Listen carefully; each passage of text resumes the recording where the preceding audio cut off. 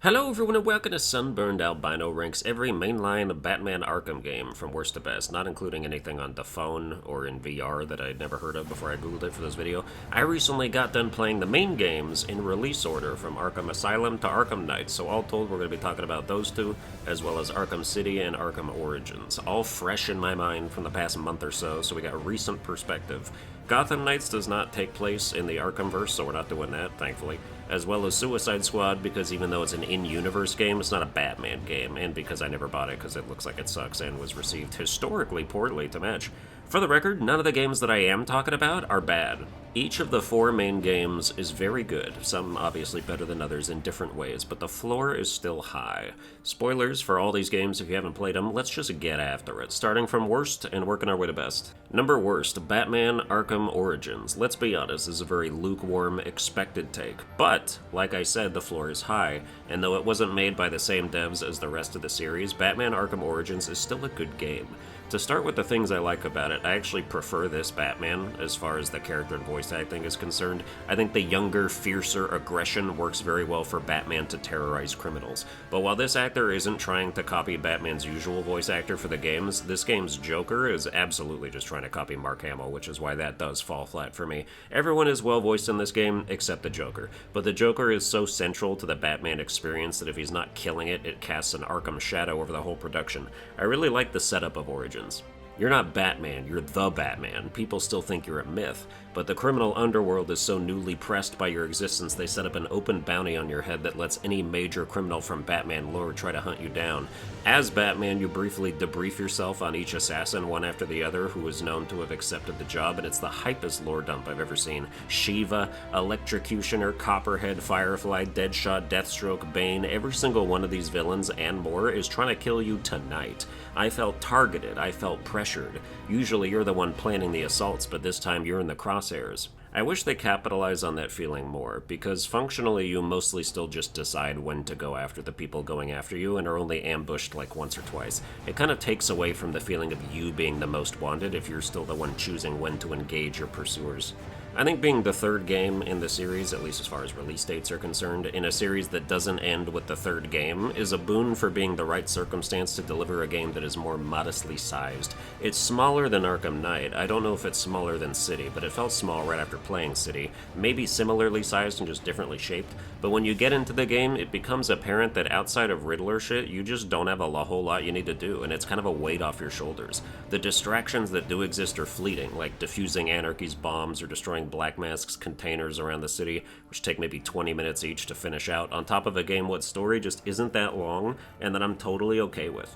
I saw Origins as a breath of fresh air, like the same city with a different coat of paint. As for stuff I didn't like, something about the combat felt different. I can't really put my finger on it, but I think Origins has the worst hand-to-hand combat, which is exacerbated by important combat upgrades that are readily available in other games taking a long time to unlock in this one, like critical strikes or the multi-ground takedown finisher where you jump in the air and throw batarangs at everyone who's already down. That thing is key to thinning out crowds early, and you have to go many hours without it. I also think giving Batman a Spartan Rage-esque state with the shock gloves kind of cheapens every encounter. You hit people 15 or 20 times and you press L3 and R3 to win, because it goes through everything. Brutes, armor, shields, stun sticks, none of that matters anymore because you activated the magic kill everything gloves. You could choose not to do it, sure, but that involves having self-control. I played this game on PS3 back in the day when it came out, but for this video I only had access to the PS Plus streaming version on PS5, and I don't know if that's why, but this game was choppier than a motherfucker to play sometimes. That frame rate would dip into the negatives like a cold winter's night while I was grappling around the city.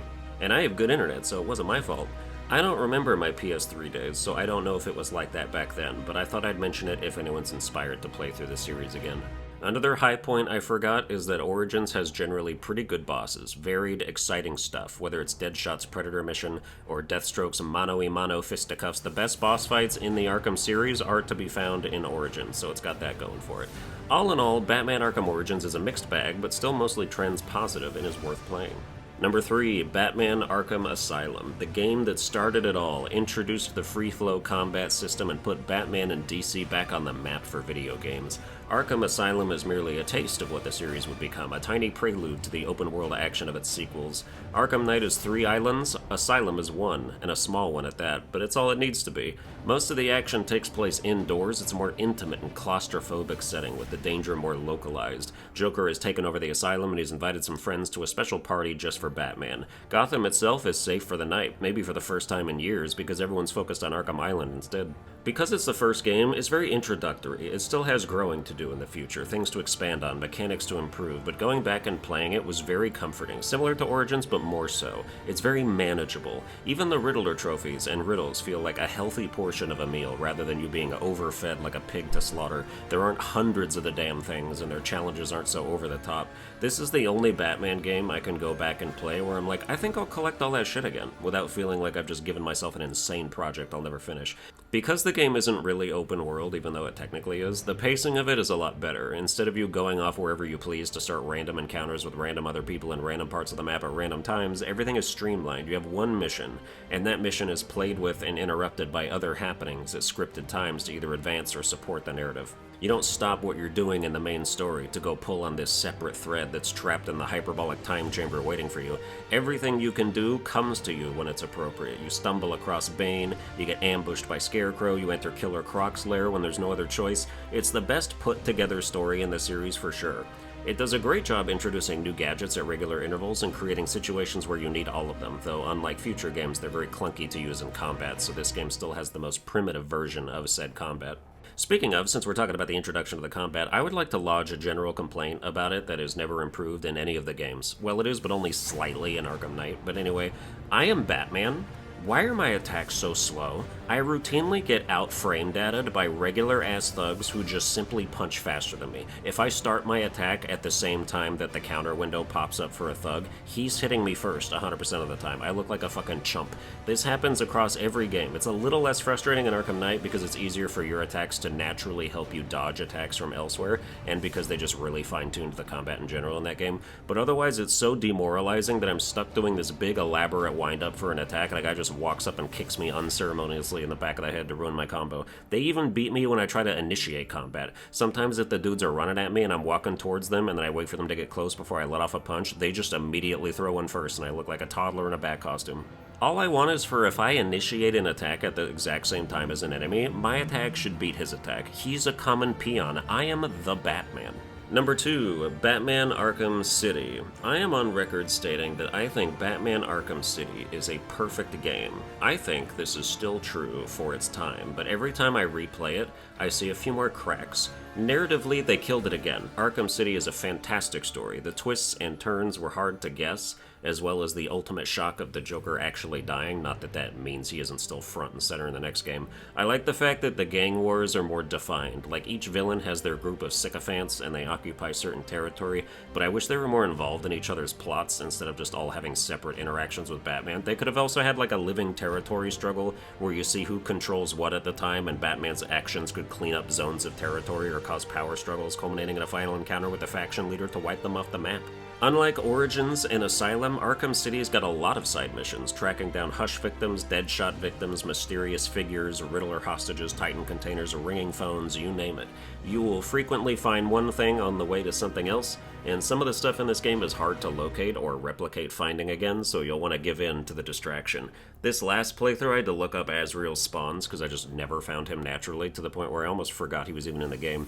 Arkham City also introduced playing as multiple characters in the story, with the addition of Catwoman getting her own couple of missions, though she isn't anywhere near as effective as Batman in combat, and I never fully trusted her stealth mechanics. I'm crawling on a ceiling 2 feet above a guy's head and he doesn't see me. I don't buy it, especially because sometimes he does see me and I don't know why, even if he wasn't alerted. When it comes to characters, there are those who can grapple and glide and those who cannot, and the ones who cannot are sorely worse off for it. I can't speak to the quality of challenges in any of the games, like the combat training or AR challenges outside of the story. I never did those, even though they got more prevalent as the series went on. It's just not something I ever wanted to sink my teeth into, so I'm not judging those at all. Just throwing that out there because I know Arkham City had a bunch of them with other characters too. There's not really much else to say about Arkham City. It was an incredible expansion of the Arkham formula and probably one of the greatest sequels for its time of any game, so you may not appreciate that it isn't number 1 in this list, especially given the flaws the next game definitely has, but let me lay out my case. Number 1, Batman Arkham Knight. The best Batman game is Batman Arkham Knight, despite the things you're already thinking.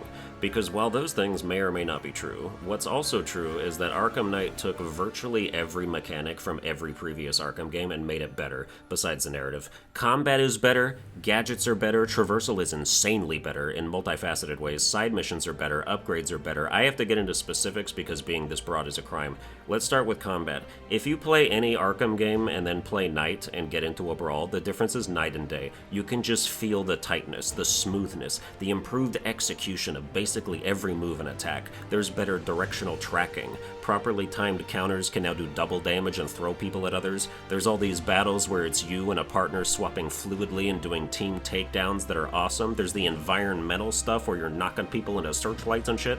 There's more enemy variety and more variance in how you handle them, like bat-clawing an electrically charged enemy to defuse him or shock-charging a dude with a stun stick to short it out, focusing on medics so they can't heal downed enemies, sabotaging them before battle so they down themselves if they try, multi-fear takedowns and predator missions, enhanced ranges and scenarios where you can perform a silent takedown. Everything is just better.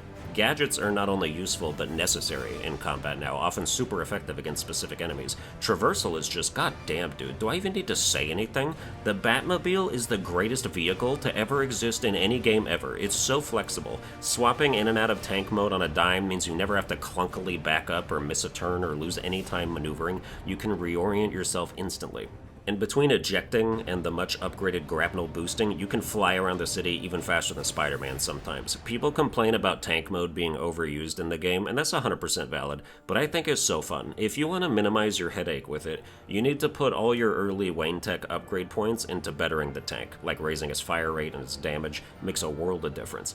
Luckily, the upgrade system has been overhauled to be even better too, because side missions and activities now give a static amount of points as you progress through them in addition to the experience you're earning by doing stuff, which makes it incredibly worthwhile to just fly through the city and find things to reward yourself with in the interim between the main mission objectives. Go rescue some firefighters and knock over some checkpoints. You will not regret the results. If Batman Arkham City was the same game, but with Arkham Knight's engine, it would be number 1 in a heartbeat, because there's something special about what Arkham Knight has going on under the hood. It's 2024, this game came out in 2015, and every other week on Twitter, I still see people marveling at how incredible it still looks. The lighting, the rain, the environment, the city just looks insane, and the graphics outside of the character models are timeless. Gotham Knights looks like shit compared to this. How did Rocksteady go from this to Suicide Squad?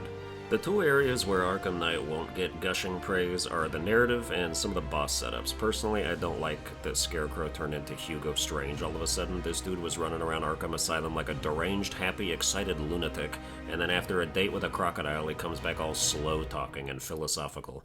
Also, apparently, if you know anything about Batman lore, the identity reveal of the Arkham Knight was obvious right from the very start. Jason Todd, Batman's former Robin before Tim Drake, who eventually becomes the Red Hood, is the only character who ever called Batman Old Man, and he does it right at the beginning.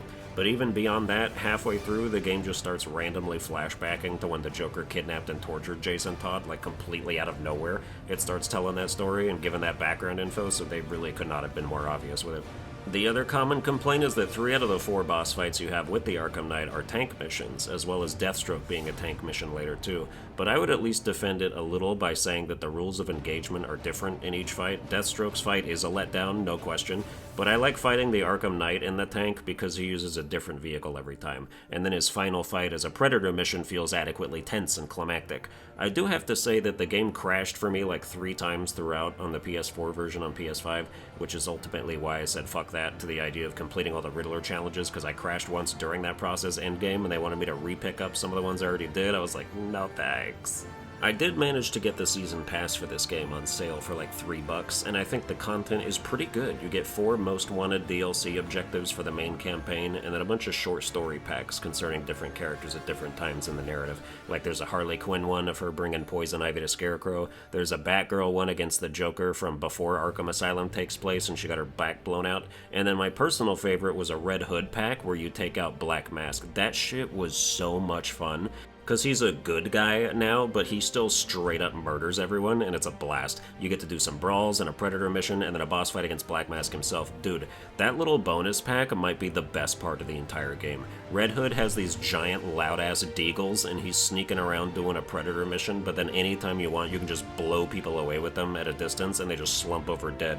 And he moves so slick. His takedowns are so stylish. It's such a contrast from how other devs made him a slow, heavy, risless brute in Gotham Knights. It's actually a bastardization. I can't believe anyone could go from playing Arkham Knight to Gotham Knights and not contract clinical depression. Anyway, Arkham Knight is number one because the moment-to-moment gameplay is so polished, it just blows everything else out of the water mechanically. The story may not be great, but at least it's not blasphemous garbage like the game Rocksteady made after this. I heard they're going back to making a new Arkham game now, so it's either going to be redemptive bliss or a sacrilegious abomination that cements their legacy either way. That's going to do it for this video. I hope you enjoyed it. If you did, you can like, share, and subscribe. Watch all my other videos or I'll flood Gotham with fear gas again, and I'll see you guys next time.